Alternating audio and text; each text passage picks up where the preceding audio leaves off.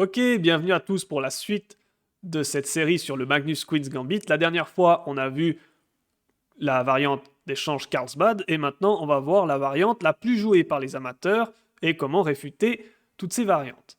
Alors, je vous rappelle la structure du Magnus Queen's Gambit, ce sont des 4, des 5, C4, 6, cavalier C3, A6. Ça, c'est les premiers coups. Et le coup le plus joué par les amateurs, on l'avait vu la dernière fois sur Opening Tree, et j'avais été autant surpris que vous de voir que cavalier F3 était le coup le plus joué. Alors, pourquoi est-ce que cavalier F3, ça m'avait surpris? Parce que toute l'idée de jouer le coup A6, c'est qu'on peut aller prendre le pion en C4. Alors bien sûr, c'est pas perdant pour les blancs, sinon ce serait pas le coup le plus joué, mais comment est-ce que les blancs vont réagir dans cette position? Globalement, il y a deux choix qui s'offrent à eux. Soit ils jouent A4 pour empêcher le coup B5, soit ils vont attaquer le pion en C4 avec les poussées soit E3, soit E4. Alors on va commencer par la poussée A4 qui paraît être le coup quand même assez logique. On empêche B5 et on va ensuite récupérer le pion en C4. Alors ici, avec les noirs, on va jouer cavalier C6. Quelle est l'idée de jouer cavalier C6? C'est qu'après E3, alors plutôt en E3 parce qu'ils vont défendre le pion D4 et attaquer le pion C4, ici il y a une idée, c'est cavalier A5. Le cavalier en fait en A5 va revenir défendre le pion C4 et peut-être des idées de venir en B3 pour embêter un petit peu les blancs. Alors les blancs généralement vont réagir par cavalier E5, ils vont remettre une pression sur le pion C4. Comment faire pour le défendre encore? On peut plus. Au bout d'un moment, on ne peut plus défendre le pion, donc A4 tout de suite va récupérer le pion C4 en force. Mais avec les noirs, du coup, on va pouvoir jouer C5. Et le problème d'être assez renfermé dans les positions avec les structures du pion de l'Eldam, bah là, on va avoir un peu plus d'espace. On va pouvoir un peu plus respirer. Alors ici, si les blancs jouent D prend C5, bon, simplement vous rentrez dans la finale, Dame prend D1, Roi prend D1, un petit coup de cavalier B3 qui attaque la tour, ça fait toujours plaisir. La tour s'écarte en B1 et fou prend C5. Voilà, la finale est assez égale. Bon, bien sûr, il faut encore la jouer. Si les blancs jouent fou prend C4, on va venir prendre le fou C1 et on va rentrer avec une finale. Alors, paire de fou, mais où le fou de case blanche va encore devoir sortir. Mais ça, on n'a pas le choix. Dès qu'il y a fou prend C4, il faut jouer cavalier prend C1. Parce qu'on aimerait bien garder ce cavalier, mais on ne peut pas. Mais voilà, quoi, la finale, elle est nulle. Il faut juste maintenant trouver les bons coups. Ça, je vous laisserai voir de votre côté. Et par l'expérience, bien sûr, par quelques parties, avant de bien intégrer ces genres de finales. Maintenant, admettons, les blancs ne veulent pas rentrer dans la finale, bien évidemment. Alors, deux choix s'offrent à eux. Soit ils jouent cavalier prend C4, soit fou prend C4. Alors on va voir la manière la plus logique et pas forcément la meilleure, en tout cas recommandée par les ordinateurs, c'est fou prend C4. Comment est-ce qu'on réagit dans cette position? On va pas tout de suite aller chercher le fou, on va juste d'abord se développer tranquille. On va jouer cavalier F6. Admettons les blancs font petit roc. Et ici, le coup qui est préconisé, c'est B6. Et l'idée de B6, c'est qu'on va pouvoir venir en B7 avec le fou de case blanche, en D6 avec le fou de case noire, et on va gentiment pouvoir fusiller du côté du roi blanc. Admettons que les blancs jouent x2. Ça peut être une idée de ligne, parce que le cavalier E5 est le seul défenseur du fou C4. D'ailleurs, je vais revenir un petit peu en arrière dans la ligne. Vous vous demandez peut-être, fou prend C4, est-ce que F6 est un coup jouable? Alors F6 est une énorme gaffe à cause de dame H5 échec. Sur roi E7, il doit y avoir des mates forcés. Je crois qu'il y a un mat en 2. Ouais, dame F7, roi E6 et cavalier E4, échec et mat. C'est joli avec beaucoup de pièces blanches qui attaquent sur le roi noir. Donc, seule option valable pour les noirs, c'est de jouer G6. Et là, il y a le classique mais efficace cavalier prend G6. On va devoir reprendre de toute façon. Et une fois qu'on reprend, dame prend H8. Il y a une qualité de plus pour les blancs et c'est complètement gagnant. Le roi est trop faible, les pions sont trop faibles, c'est terminé. Donc F6 n'est pas jouable. C'est pour ça qu'on va tranquillement se développer. Mais maintenant, x2, quand même, hein, c'est prophylactique, ça peut éviter ce genre de problème. Là, juste, on fait un coup comme fou B7, on se développe. F4, ça peut être une idée d'attaque. Et juste un coup comme fou D6. Alors, je vous laisse avec cette position, c'est 11 coups de théorie à apprendre. Là, on va pouvoir lorgner sur la case E4. On va roquer gentiment également. Et voilà, alors, les blancs, ils vont tenter une attaque avec F5 peut-être. Mais leur fou de case noire ici est quand même mal placé. Il a pas devant la chaîne de pions, il va devoir prendre 1, 2, 3 coups pour pouvoir éventuellement être actif. Donc voilà, ça c'est une position qui est parfaitement jouable avec les noirs. Là, vous êtes dans une position qui est égale. À vous de jouer bien sûr pour trouver des solutions par la suite de la partie. Une petite idée sur B6, si les blancs veulent jouer D prend C5 et se dire ok, on va rentrer dans la finale. Là, vous avez un coup clé avec les noirs, c'est Dame C7. Parce que Dame C7, ça va forcer les blancs à trouver à chaque fois les seuls coups. Là maintenant, on attaque le cavalier E5, qui est le seul défenseur du fou C4, ce que je vous disais de la prophylaxie tout à l'heure. Là, le coup à trouver pour les blancs, c'est Dame F3, on contre-attaque sur la tour. Fou B7, on contre-attaque la dame. C6, C6 pour attaquer le fou. Alors Dame G3 pourrait être possible, mais sur Dame G3, on fait juste fou prend C5. La position est quand même très agréable pour les noirs. Il y a ce clouage, il y a... Enfin, c'est pas cloué, mais vous m'avez compris, il y a fou D6 qui peut arriver pour clouer, le cavalier en A5 qui met une pression sur le fou C4, les deux fous qui sont rayonnants. Cette position, elle est très agréable à jouer pour les noirs. Donc ici, le coup à trouver, c'est C6. Et à noter encore, excusez-moi, je tergiverse, il y a peut-être Dame prend G7 qui peut arriver, mais là, tour G8, et on va tranquillement aller attaquer le pion G2. Voilà. J'avais oublié de faire cette divergence, donc C6 maintenant. Et là, très bon coup, fou C8. Et en fait, on a utilisé le pion C des blancs à venir en C6, il est bloqué, et en fait, ce pion, il couvre l'attaque de la dame sur la tour. Le cavalier E5 et le fou C4 sont attaqués. Les blancs doivent trouver cavalier G4 ici pour s'en sortir. Cavalier prend C4, cavalier prend G6, G prend F6, cavalier E4. Maintenant, les blancs n'ont plus le choix, ils doivent tenter le tout pour le tout avec l'attaque. Je vous donne juste les coups à titre indicatif. Ici, il faut jouer fou E7, cavalier prend F6, fou prend F6, dame prend F6. Donc, quand même, maintenant, il y a 2 pions pour la pièce, mais tour G8. Ok, ça peut encore se défendre pour les blancs malgré la pièce de moins. Ça reste quand même compliqué. Dès que le pion C6 va sauter, il va y avoir des attaques sur la grande diagonale. Voilà, donc c'est à dire, même si les blancs trouvent les coups, c'est pas nul d'avance pour eux. Donc ça, c'était pour les lignes avec fou prend C4 dans cette position. Maintenant, on va regarder cavalier prend C4. Ça paraît un peu moins logique, mais finalement, vous voyez que ça évite ces problèmes prophylactiques où on peut attaquer le cavalier E5 qui est le seul défenseur du fou C4. Alors ici, on peut prendre tout simplement le pion, D prend C4. Les blancs vont plutôt reprendre du pion parce que s'ils reprennent de la dame, on peut échanger les dames, dame prend, et on entre dans une finale où les blancs ont le pion D isolé. On peut déjà peut-être même le gagner avec cavalier B3, même si c'est pas forcément le mieux. Si on peut juste jouer tranquille, cavalier prend C4, fou prend C4 et cavalier F6. On est dans une finale avec un pion isolé, donc un petit avantage pour les noirs. Donc les blancs ont meilleur temps sur C prend D4 de jouer E prend D4. Et ici, cavalier F6, à nouveau, on va tout tranquillement se développer.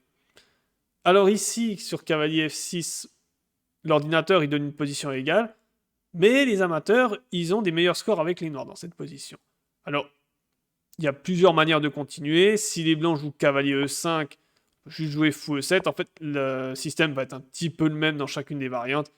Après fou D3, on va roquer, petit roc, et fou D7, avec l'idée de rapatrier le cavalier en C6 après un coup de développement. Juste on rapatrie le cavalier en C6. On va aller peut-être l'échanger contre le cavalier E5, mettre le fou en C6. La position est dite comme étant égale. Et l'autre possibilité, c'est fou G5. Sur quoi à nouveau? Fou E7, cavalier E5. Et ça va un peu transposer. Après, les idées vont être les mêmes. On veut jouer cavalier C6 pour faire cet échange. Et même ici, cavalier prend C6, puis on prend C6. C'est pas si mauvais. Ça paraît mauvais, mais c'est pas si mauvais que ça. Après, fou C4, petit roc, H6, un coup pour chasser le fou noir. Fou F4. Et là, quand même, un coup qui est important à retenir, c'est le coup A5. Parce qu'on a des problèmes avec ce fou de case noire qu'on n'arrive pas à sortir. Et on va le sortir via A6 et ce pion C6 qui sert de coupeur d'oreille au cavalier C3. Et on arrive dans une position qui est parfaitement égale. Donc on va revenir dans cette position après D prend C4. Les blancs jouent A4 pour empêcher B5. Les noirs jouent cavalier C6 pour vouloir venir en A5. Et là, un coup qui est jouable pour les blancs, c'est de se dire, je le fais A5. C'est très intéressant A5. Parce que j'empêche maintenant ton cavalier de venir en A5. et je vais pouvoir jouer E3, fou prend C4 par la suite. Sauf qu'ici, il y a un bon coup pour les blancs, c'est de jouer B5. Parce que maintenant, la prise en B5 n'est plus possible. Alors oui, on peut prendre en passant A prend B6, mais maintenant il y a C prend B6 et il n'y a plus cavalier prend B5. Donc il n'y a plus aucun souci de ce côté-là. Et même si les blancs jouent E3 ou E4, maintenant cavalier A5. Et on peut finalement quand même le jouer ce coup cavalier A5. Donc on va s'accrocher au pion C4. Alors après voilà, là il y a 8 coups de théorie. Il y a des menaces de cavalier B3, on va pouvoir jouer le fou en B7. Ça c'est une position qui est très agréable à jouer avec les noirs. Je vous laisserai découvrir par vous-même. Ok, donc là on a vu les idées avec A4, comment réagir. Maintenant la deuxième idée, la contre-attaque immédiate du pion C4. Alors il y a deux solutions à ça, soit E3, soit E4. Alors commençons par E3. Il est un peu bizarre parce que le fou n'est pas encore passé derrière la chaîne de pions. Mais voilà, il y a des joueurs qui aiment bien jouer comme ça pour garder un liant avec les pions F2, E3, D4. Ici, on va juste continuer notre plan avec B5, qui était donc toute l'idée, du coup A6. Alors ici, les blancs doivent jouer impérativement A4. Ils doivent pas perdre de temps à le jouer, parce que s'ils jouent un coup comme fou E2 par exemple, avec l'idée de roquer, en fait, avec les noirs, on va pouvoir jouer fou B7. Et toute l'idée, c'est que, admettons, les blancs, ils disent maintenant, ah, mais non, j'aurais dû jouer A4. C'est déjà trop tard, parce que maintenant, il y a le coup C6 qui intervient. Et sur A prend B5, C prend B5, maintenant, on a cette superbe chaîne de pions. Et le pion C4, il va être très, très difficile à déloger. Ce qui n'est pas le cas si les blancs jouent tout de suite le coup A4. Je vous montre ça. S'ils jouent A4 tout de suite, on n'a pas le coup C6. C6, c'est une gaffe. Pourquoi ? Parce que A prend B5, C prend B5 et cavalier prend B5 fonctionne. On ne peut pas reprendre à cause de tour prend A8 et on perd la qualité. Tandis que si on introduit les coups fou E2, fou B7, A4, C6, prise, prise, cavalier prend B5, ne fonctionne plus du tout. Parce que A prend B5, tour prend A8, et il y a maintenant fou prend A8, et on a juste gagné une pièce.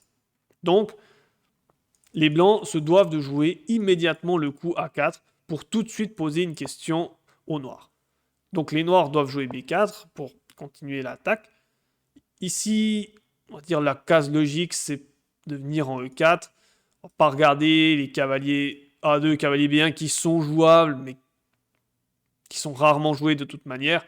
Et cavalier E2, si on met le pion en E3, justement, c'est aussi pour se libérer cette case E4. Donc le coup cavalier E4 est le coup logique. Sur cavalier E4, on répond par fou B7, on attaque le cavalier. Alors ici, il y a globalement 3 choix. Alors dame C2, on va pas regarder. Sur cavalier D2, je vous renvoie à la partie que j'avais jouée contre Arthur Jande lors de l'Open de la Broye, qui m'avait joué cette ligne.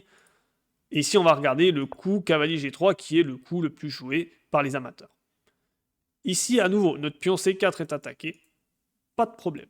On le rend. Cavalier F6. Les blancs vont prendre le pion. Et C5. Et à nouveau, on fait une rupture au centre. Et les noirs, ils ont déjà un léger avantage, en fait, dans cette position.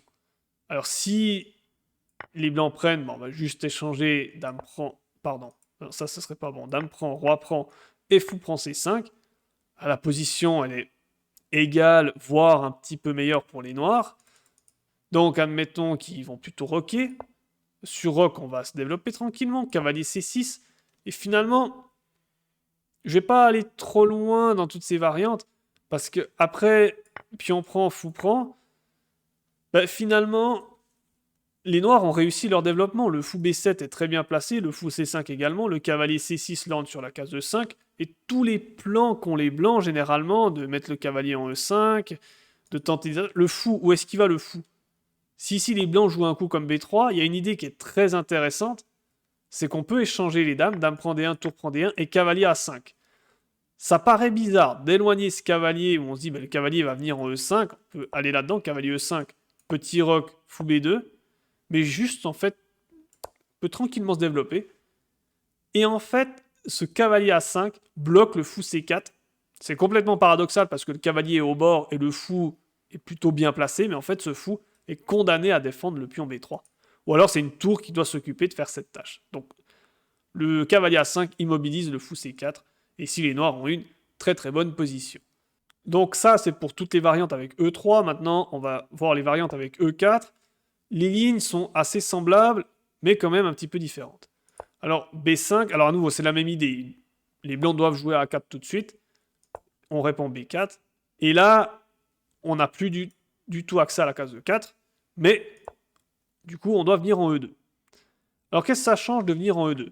Bah, c'est maintenant le fou en F1 n'attaque plus le pion C4. Et donc, on va avoir un petit peu le temps de s'organiser. Admettons, cavalier C6. L'idée de cavalier C6, c'est de revenir en A5 pour aller protéger le pion C4. Alors ici, par exemple, les blancs peuvent jouer un coup comme fou G5.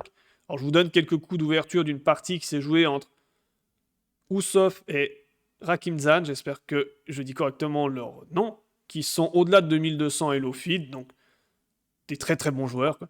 Alors, il avait joué fou E7, fou prend, cavalier prend, tour C1 pour attaquer le pion, et cavalier A5. Là, vous avez 10 premiers coups de théorie, pas besoin d'aller trop loin non plus. Il y a des idées de cavalier B3 qui peuvent arriver.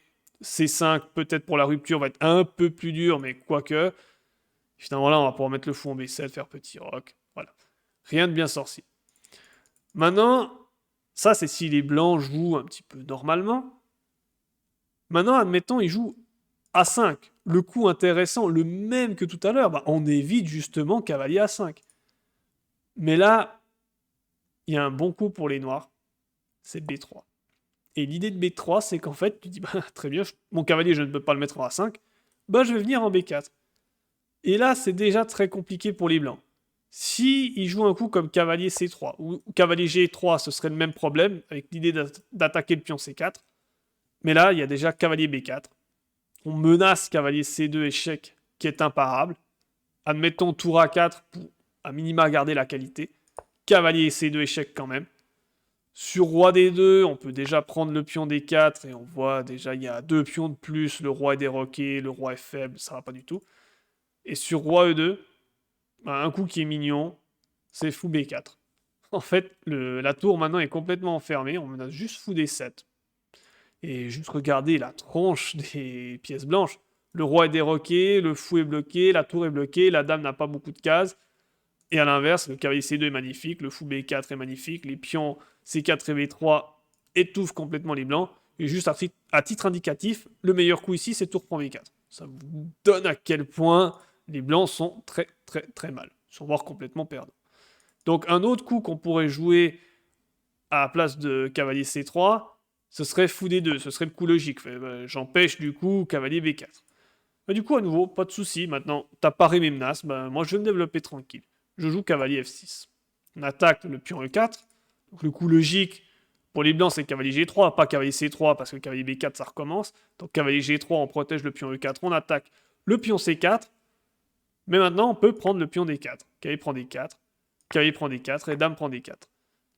Alors ici, la position, elle est dite comme étant égale, malgré les 2 pions de plus, parce qu'ils vont quand même pouvoir être récupérés. Cependant, les blancs doivent être très précis dans cette position. Je vous donne ici une ligne de 16 coups qui va rendre la position très compliquée. Le seul coup pour les blancs, c'est fou C3. Après dame C5, seul coup, tour A4. Il faut aller récupérer ce pion C4 au plus vite. Mettons fou D7. On attaque la tour et on va développer notre fou. Seul coup à nouveau, bon là c'est logique, tour prend C4. Admettons dame A7. Dame A7, on se dit, cette dame, elle n'est pas très bien placée, elle est un peu passive, elle doit défendre le pion C7, sur une diagonale qui n'est pas forcément intéressante. Mais voilà, admettons, dame prend B3, qui semble être le coup logique, on récupère les 2 pions de moins. Mais ici, une idée, c'est fou C5, on attaque le pion F2, dame C2 pour défendre, et fou B5. Et la position est très compliquée, elle est dite -1, donc légèrement avantageuse pour les noirs. Mais regardez, la tronche de la paire de fous, elle est extraordinaire. La tour C4 n'a plus de cases.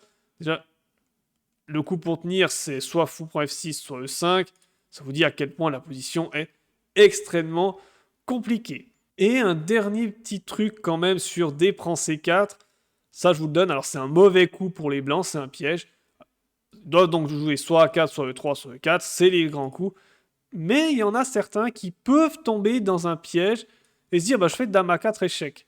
Ah, ça a l'air bien. Je fais un échec et je vais récupérer le pion C4 avec la dame. Comme ça, j'ai pas trop de problèmes avec des coups comme B5. Sauf que, bah, avec les noirs, justement, on va jouer le coup B5. Et là, les blancs peuvent se dire « Waouh, mais qu'est-ce qu'il fait ?» Mais j'ai juste cavalier prend V5 avec la même idée, sur pion prend, dame prend A8. Mais en fait, ok, notre pion A est cloué, et ben on va faire notre propre clouage avec fou D7.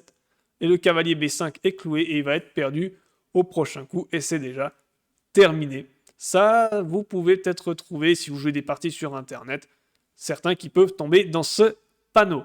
Voilà, donc ça c'était pour les grandes variations du Magnus Quiz Gambit avec le coup le plus joué par les amateurs qui était cavalier F3. Et je vous donne rendez-vous pour la suite de cette série.